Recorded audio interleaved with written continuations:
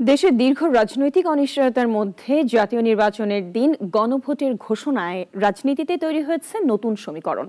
বিরোধের মেঘ আপাতত কাটলেও দীর্ঘমেয়াদী অনিশ্চয়তার শঙ্কাও করছে মানুষ।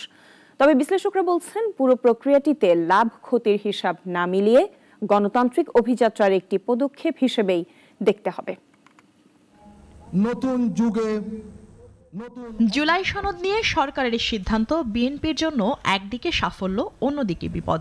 তাদের দুই মূল দাবি জুলাই সনদের বাস্তবায়ন আর গণভোট নির্বাচন একসঙ্গে।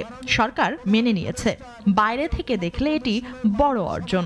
জাতীয় নির্বাচনের মতো গণভোটও ফেব্রুয়ারির প্রথমার্ধে একই দিনে অনুষ্ঠিত হবে। আসলে গণভোটের পক্ষেই ছিল না বিএনপি। যে ধারায় বিএনপির আপত্তি, সেগুলো জয়ী হলে দলটিকে অবস্থান বদলাতে হবে। তখন সরকার গঠনের সুযোগ পেলেও নতুন সংকটে পড়বে দলটি। তবে তাদের দেয়া সংবিধান লঙ্ঘনের অভিযোগ রাজনৈতিক দীনতা বলে মনে করেন বিশ্লেষকরা। একটা প্রধান রাজনৈতিক দলের মহাসচিব বা তাদের স্থায়ী কমিটির সদস্যরা যে ভাষায় গণভোটের নাকি সংবিধান সংশোধনের কোনো এখতিয়ার নাই, এটা কি ধরনের কথাবার্তা? তাহলে কিসের এখতিয়ার আছে? তাহলে সংবিধান সংশোধনের ব্যাপারে সংবিধান কি অ্যামেন্ডমেন্ট হবে সেটা জনগণই সিদ্ধান্ত নেবে, কোনো রাজনৈতিক দলকে সেটা নিজেরা দেওয়া হয় নাই।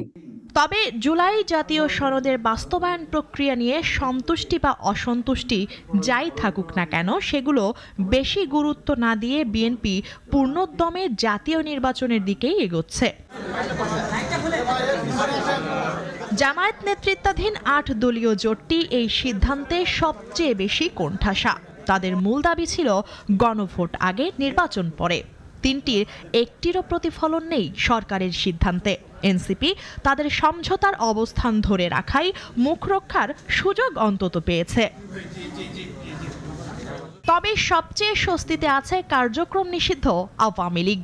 দলগুলোর মতভিন্নতার সুযোগে তারা সমর্থকদের কাছে না ভোটের পক্ষে প্রচার চালাবে। আর জাতীয় পার্টি বরাবরের মতোই বাতাসের দিক দেখে অবস্থান নির্ধারণের কৌশলে এগোচ্ছে। রাজনৈতিক বিশ্লেষকরা মনে করেন, কোনো দলের প্রতি পক্ষপাত নয়, গণভোটের প্রশ্নগুলো রাজনৈতিক উত্তরণের নতুন পথ খুলবে। পলিটিক্যাল কালচারটা ডেভেলপ না, পলিটিক্যাল সোশ্যালাইজেশন আমাদের কম আছে। এখন হয়তো আমরা গণভোটের অনেক কোশ্চেনগুলো আমরা বুঝতে নাও পারি, বাট যেটুকু আছে আমাকে তা নিয়ে এগিয়ে যেতে হবে, সেটা হচ্ছে আমার কথা। তো গণভোট হচ্ছে যে একটা রাজনৈতিক গণতান্ত্রিক কাঠামোর একটা one of the good parameter. আন্তর্জাতিক মহলেও প্রতিক্রিয়া এসেছে মিশ্র। যুক্তরাষ্ট্র বলছে সব পক্ষের অংশগ্রহণের কথা। ইউরোপীয় ইউনিয়ন সিদ্ধান্তকে স্বাগত জানালেও জোর দিয়েছে স্বচ্ছ আর সহিংসতাহীন নির্বাচনে।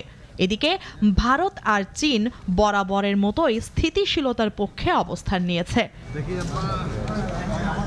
মুনিয়া চৌধুরী, নাগরিক, ঢাকা।